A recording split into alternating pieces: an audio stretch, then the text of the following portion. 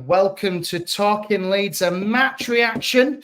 And we're reflecting on Leeds United's first win of the season, Gerry. We beat the Wednesday 2-0 last night. It's good, isn't it, to be a Leeds fan? I don't know what we've been complaining about over the last few weeks. Well, for one, I've been saying all along we are brilliant and we're going to win the league, and I didn't criticise us once. And if anybody wants to look back on the tapes, well, I'm in trouble like some others in the media. But no, we stepped up last night, I have to say. I mean, we know how bad it was.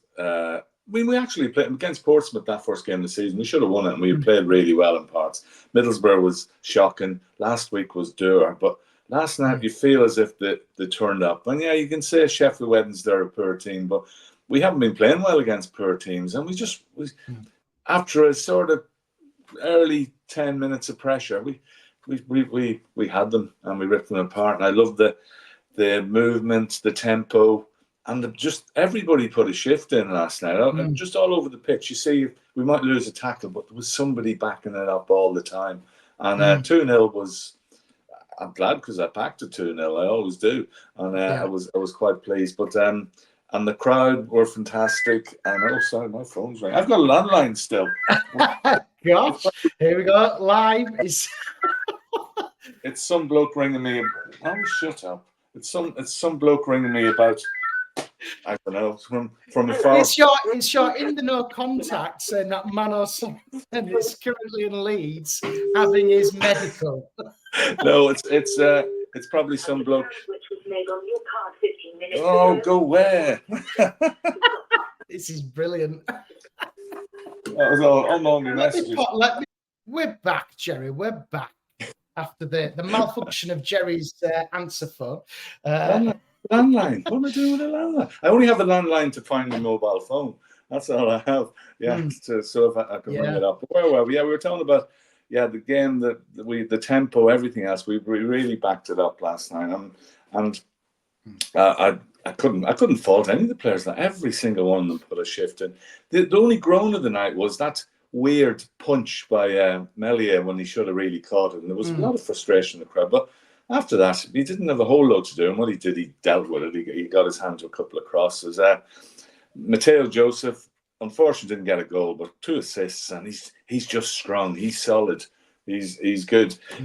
The depth of the squad, obviously, a new player in the other day. Let's get this right. Largi Radizani, I think that's not a bad go at it. And Solomon from Spurs is likely today on loan. But you look at the bench with 2 goalkeepers on the bench. I don't understand that. Just stick a young guy on. But in the end, I thought, stick Alex Cairns on up front. Just take the piss out of Sheffield, really.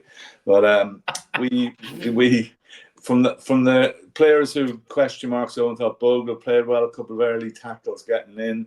Rodon and Strauch are back on it again. Little Brendan, he's worried. You can see that he's taken to heart that we talk about it being physical or lack of it, but he worked hard and he took that goal so well. And the first goal, I've just watched it back now because we were watching from where we were and we couldn't see it clearly. But the movement, Dan James flick, passed by Willie.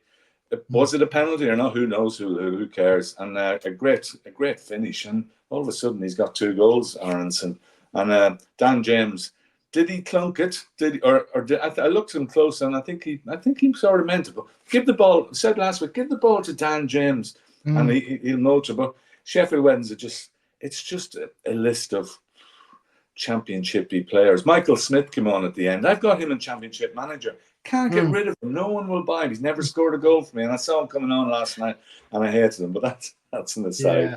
But overall, great performance, and let's hope for lots of draws today because we're 4th in the table. So let's stay up there and let's build on this. Hang on to Nanto.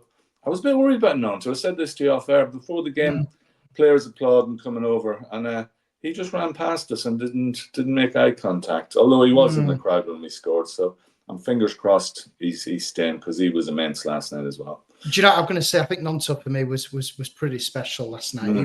He was in that kind of 10 role, wasn't he? And just giving him that freedom to move. It looked really good.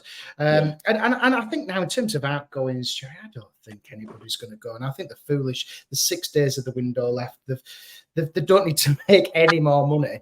I don't think there's any more sell-on clauses or whatever it is, buyout clauses, on Nonto. So I think we've got to keep him and really knuckle down now. But I completely agree with you.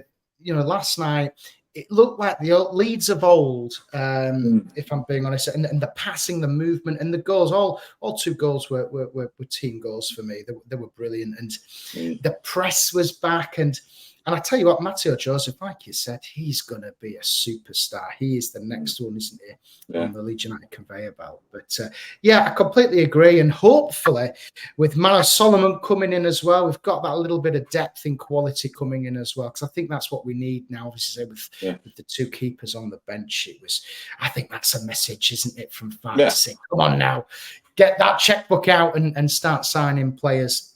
Yeah. But do you know what? How was the ground, Jerry? Because I went to Hillsborough, this was about 10 years ago, 3-0, we lost, and it was under the Christensen year, and it was an awful ground, Hillsborough. And I don't know what it's still like now. And I vowed never to ever go again. Well, when you consider what happened there, and we're in the Leppings Lane end, and I stood there last night, looked around, and it makes your blood run cold. It does. Happened where we're standing. And I think as grounds go, it's an absolute disgrace. It's the worst ground I've ever. And that's not me being over the top. Absolute disgrace. The toilets, third world countries, plaster peeling off walls, just disgraceful. Refreshment chaos, dreadful. And worst of all, access into the stadium. We were on gangway 2. Everywhere looked gangway 2. There was no signs, or it was shut, or you had to go a long way around. And it was tricky getting in. And then they only opened the tunnel bit, that infamous tunnel. It was shut before the game. You couldn't go in that way, but you could leave. And I don't know how they're getting away with it. I mean, considering 97 people died in there in 1989, I'm really angry about this. And it's a shambles. I don't know how the council gets safety certificates for that. And someone needs to be held to account, because many years is it now? 34? Is it 35 years? Yeah. The disgrace. I've been at grounds all over the world, and some, they're lower league and that, and I've never seen as bad as that. There was 3,000 Leeds fans there last night.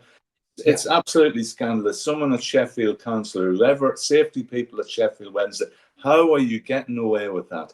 It's a disgrace, and somebody's going to get hurt there again. And in this day and age, I mean, I can't filter my anger so much of this.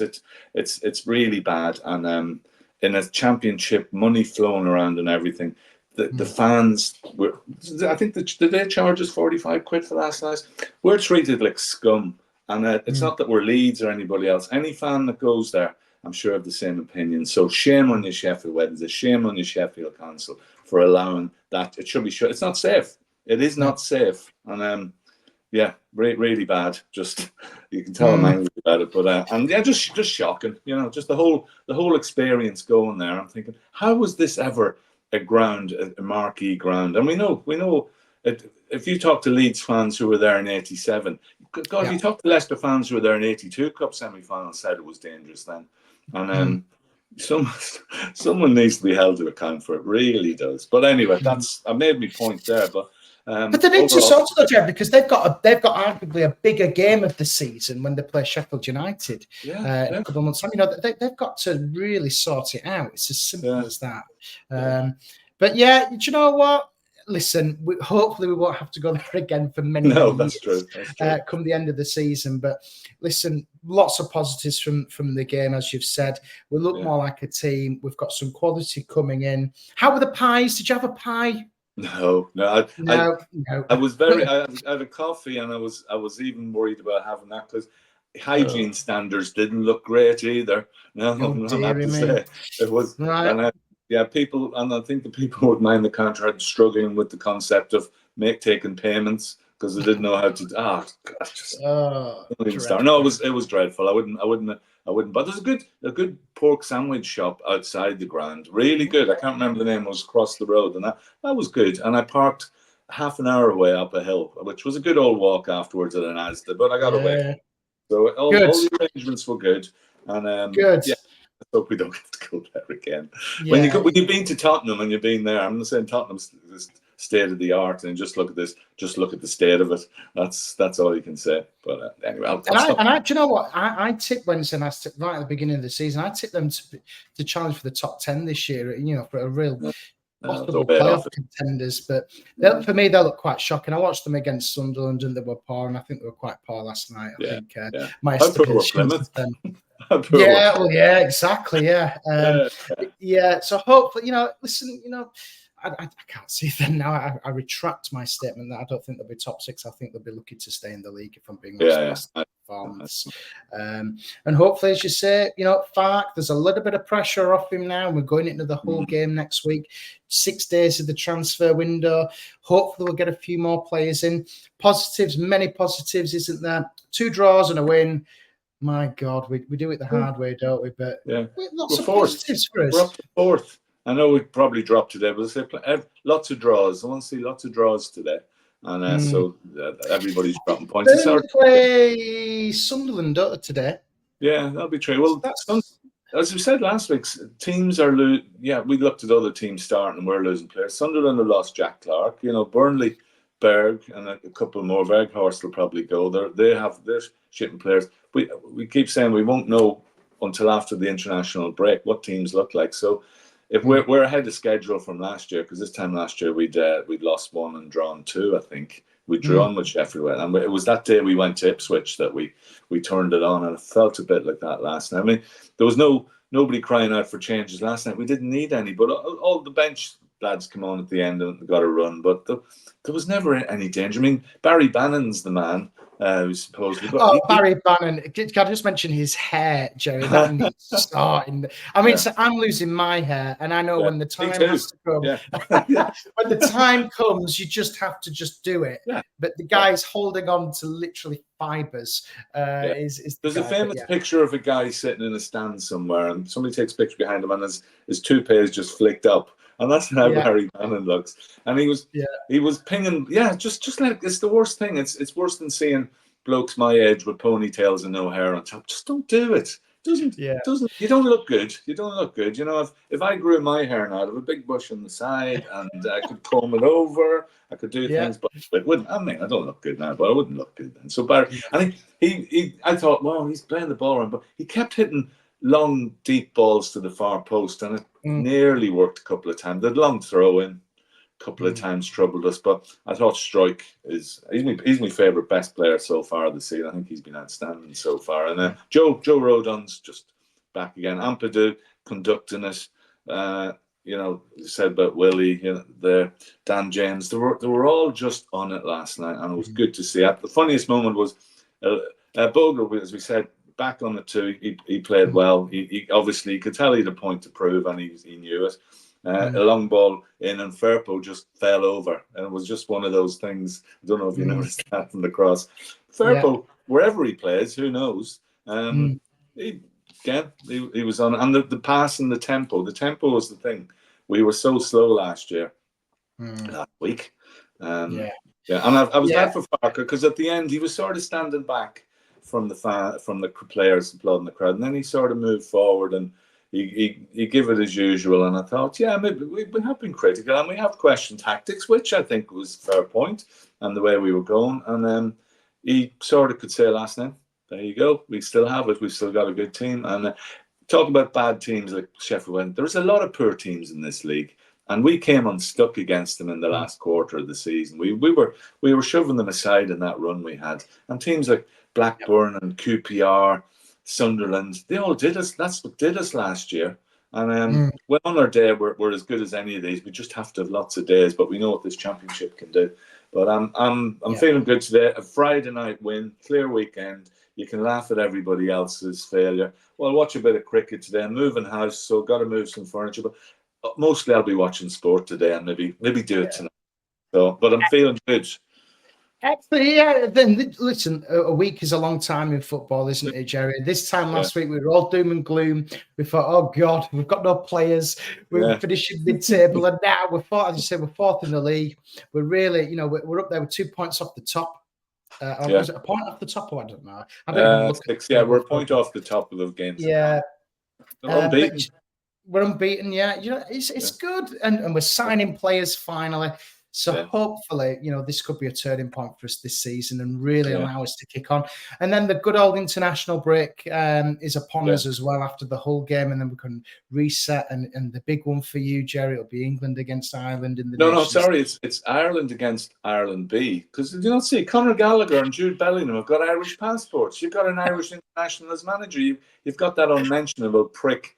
What's his name? I can't remember. Declan something in the team. It's the B team. Come on, that's a big game. That's a big game. We'd love to win that one. Love to win that one. It'll be good. It'll be good, that one. But ultimately for Leeds, we're still unbeaten this season. We're doing all right. We're fourth in the table, and hopefully we can kick on and get a result against Hull next. Yeah, that's a big one. They're all big ones, but we got a big week ahead of us. Hopefully, lots of signing. I just want to see players. Picture them with the scarf in the air. All these fancy videos and big productions and and the same with players leaving. Yeah, don't do unless you're Liam Cooper, someone that has done. But Georgie, you took the money, you took the coin, as somebody said this week. I don't know who it was, but I might hear from him again. Coin. Yeah, and you just think, don't do these. Get your PR people to write a message. Just go and say thanks. It was fun, and you're all gone now. We'll watch. I have no grudge against George. He gets stitched up with that thingy, that Twitter post. Brighton did that. So I wish. Now I look in the Premier League, and that's another team I wish have bad things happen to. Brighton, Leicester, Ipswich, Southampton, and anybody else, because this is disrespected us, and I don't like that. Let us get on with it. We're okay. We don't need this. I'm a big believer in karma, Jerry. I do think it will bite them back on the backside definitely sometime soon, and hopefully Leeds will be able to do some damage to them when they get relegated. We can have them back. Yeah. It's going to be it's an exciting week ahead, and I think it'll go right down to the wire with players coming in. And we need 4 or 5 just to.